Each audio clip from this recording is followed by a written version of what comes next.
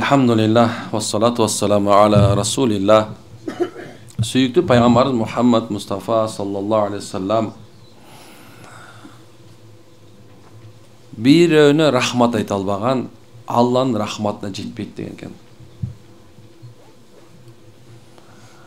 Demek kimde kim biri жақсылық kılsa, же болсо sen жана түбөлүктүү турса, senin için güyse, sana bir kiçineke bir çаңчалык da жақсылық kılsa, demek oşol adam oşoga rahmat ayta albasa, al bir gün gelet, kaçan ağa rahmat gerek bolganda, al kurgu jarak kılat eken. Siz menen biz janыбызda жүргөн adamdardын kadırın bilişimiz gerek. Kimde kim janında жүргөндөрдүн kadırın bilbese, anda al akılsızlığın, nadandığın bilgisi koydu. Erkek özünün janında жүргөн ayalının kadırın biliş gerek. Anın kadırı öte çoң. Birinciden al başka bir üydön üzülüp gelgen üçün. Sonun bir üyde yaşaçan. Bir üydün erkesi olçu. Al üyde oşonda ele, senin üyünde yaşavatqanda ele en жақсы oru var bolçu. Kız dep törde oturçu. Enesi var bolçu, atası var bolçu. Anın giyimi bütün bolçu, kursağı tok bolçu. Bирок oşonday çoğ nerseni, ушундай bir can dünyasına en жақын adamların tıştap, siz menen bizge okşogon biröөнүn arkasından ээрчип ошону жақшы көрөм деп, эмнесе жыты жагат деп, өңү жагат деп, басканы турганы жагат деп, бул эркек деп sizin janыңызга келди. Sizin janыңызга келди дагы, sizdin en bir çoң bir muhtаждыгыңызды бүтүрүп, жан дүйнөңүзгө жарыктыкты тартуулады. Sizdin ümit kılgan çürpü, bala deyibizbi, böbök deyibizbi, sizge en жақшы болгон biröөнү tartуулады. Oşonu tartuulaştın aldığında al öte bir çoğun bir kıyınalıştılar gördü. Çoğun ele kıyınalış, öte çoğun kıyınal gördü. Siz mi gebirde uydundaysa bayanca bir nese gördün deseniz de bir ana arbuzdu baylap koyup bir ay bastırıp koydu bir ölçü. Akırında bocayına gırıj ösüp kettir da. Koşatadı gırıj ösüp kettir. Buna praktически. Bирок subhanallah gün üstüne gün uşunda oturup 9 ay götürüp işlerinin bardın tıtılıp söğüktörün bardın açılıp uşunda bir kıyınalış menen subhanallah sizdin bir göңүлүңүz açılsa eken dep şu erkek törösө eken dep subhanallah bala töröp bersem eken dep sizge öte bir kıyınalıştık kaldı. Kıyınalıp kıstalıp anan gün tün siz ben biz şundayız erkekler. Maşallah o menen sığınır ajılsa dep koyatlar. Gerildin eşkem gebirler var tengde kirip ketet. Gebirler bolsa sүйүнүп дуа кылат да ичкеншине. Ошентип ушундай кылды. Анан кийин жыргат койгонсу тиги болсо бала ыйлап атат, тиги карап атат, сен токтосуң да хали. Демек ушунча чоң нерсе бар экен. Анын кадыры ушунчалык экен. Эгерде эмне үчүн аалымдар ушундай айтып айткан? Жок. Пайгамбарыбыз өтүп кеткенден кийин сахабалардын бирөөсү Айша энебизге келип, "Я Айша, siz ушул нерсеге суроого жооп бере аласызбы?" дейт. Bir adam namazda az ile okuyup, bирок көпкө чейин уктайт. Bir adam көпкө чейин namaz okuyup, bирок bir az ile uktayt. Ökönün ayırması emne degen eкен. Dese, Ayşe öz aytat, men paygambarın zamanında men bunu paygambarımızdan da soragan bolчумун. Men ya Rasulullah, bir adam az ile namaz okuyup, bирок көпкө чейин уктайт. Bирок көпкө чейин уктайт, bирок bir az ile vakit namaz okuyup. Bular ökönün ayırması kantip bilinет. Bular Allah'ın darajası kандай dese, Allah anı akıllı menen surayt degen eкен. Anın bağım parasatı kançalık, oşonu menen tarazıga salat dep aytkан eкен. Alımlar aytat, kimde bağım parasat bolsa, akıllı, akıl жүгүртүүsü, oy akıllı, dünya tanımı gelin bolgon bolsa, mına kıyamat günü Allah Taala'nın alında uşul dünya tanım menen al biyik bolat, jana suragı жеңил bolat dep aytkан eкен. Demek dünya tanımın genen bolgon, akılın tar bolbogon, жашоодо субхан көп нерсенин тажрыйбасы бар болгон адам акыл парасаты бийик болгон адам гана жанында жүргөндүн кадырын билерин унутпашыбыз керек экен. Ошол эле мезгилде субханалла, ошол жаныңызда жүргөндөрдүн эң эмеси ошол аялдар үчүн эркек болот. Эгерде кимде ким субханалла кайсы бир аял киши өзүнүн жанында турган эркектин кылып аткан мээнетин, ошол аял үчүн кылып аткан мээнетин, эмне үчүн мээнет деп айтам? Анткени себеп субханалла эркек киши аны алды. Алгандан кийин эркек ага мээнет кылды. Кандай десе субханалла, анын аялдын жан дүйнөсүн жыргалына күн түн мээнет кылды.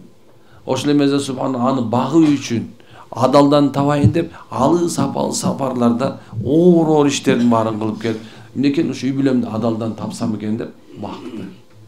Баккандан мурун субханалла ага бир дуал болуп берди.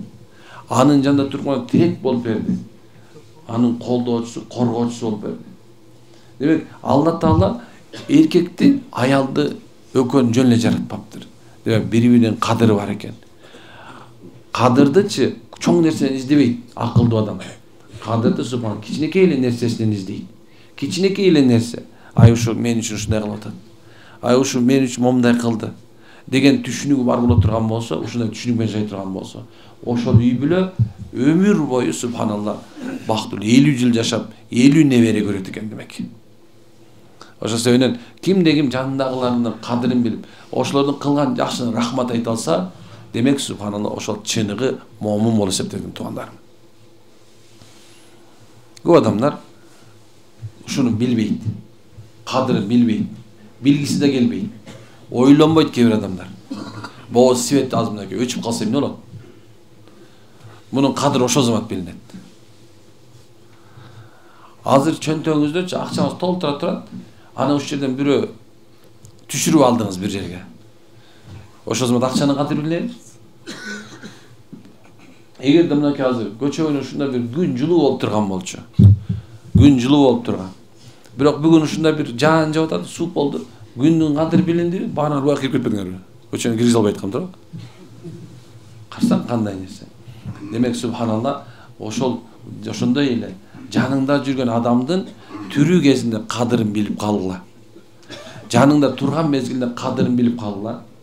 Анан кийин аны өлгөндөн кийин анын кадыры мындай эле деп кошок коштун пайдасы жок дейт шарият. Түрү кезинде ар бир нерсенин кадырын ордуна койгон. Демек, ошо кадырын билген адам бул биринчи рахмат айтат. Рахмат алтыным. Сен мага ушунча жакшылык кылдың.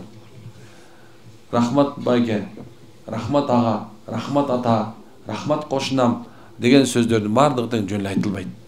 Рахмат деген сөздү да жөн эле айтылбайт. Анткени пайгамбар айтат, бир жакшылыкка дейт, рахмат айта албаган адам Аллага да рахмат айта албайт дейт. Демек, бирөө бир нерсе колго баш кылып койду, рахмат. Сага күйөө болуп берип койду, рахмат. Аял болуп берип койду, рахмат. Бир дом болуп берип, рахмат. Дос болуп койду, рахмат. Ач калып турганда сага курсаң турду, рахмат. Кыжалып болуп турганда чыгарды, рахмат. Ажатыңды ачты, рахмат. Мына рахмат деген сөздүн өзү терең жана бийик экенин унутпаш керек. Алланын рахматы күнүгө эртең менен 4 периште жерге жаадырып алып келет, кечинде асырдан кийин кайра 4 периште жаадырып алып келет. Ошону рахмат периштелери деп коет. Ошолор да келет. Кабанын жанында 120 рахмат агып турат. Мечиттерде 27 рахмат агып турат. Ар бир үйгө бирден рахмат агып турат. Бирок кээ бир үйлөрдөн рахматтар качып кетет. Рахмат периштелери качып кетет. Эмне үчүн билесиңерби?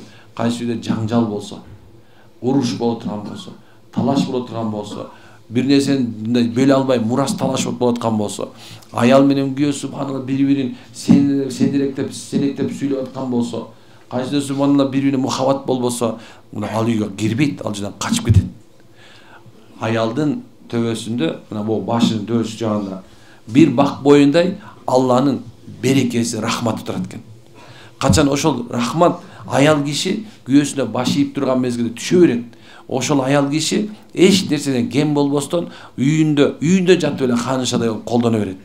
Качан ошол аялдын башынан кетип калганда, ал айтып баштайт. Жок, мен тойбой калдым. Мага жетпей атат.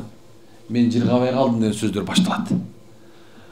Карасаң кандай нерсе. Демек субханалла, Аллах Тааланын алдында рахмат деп айтыш деле сөздүн тереңдиги канчалык экенин түшүндүк.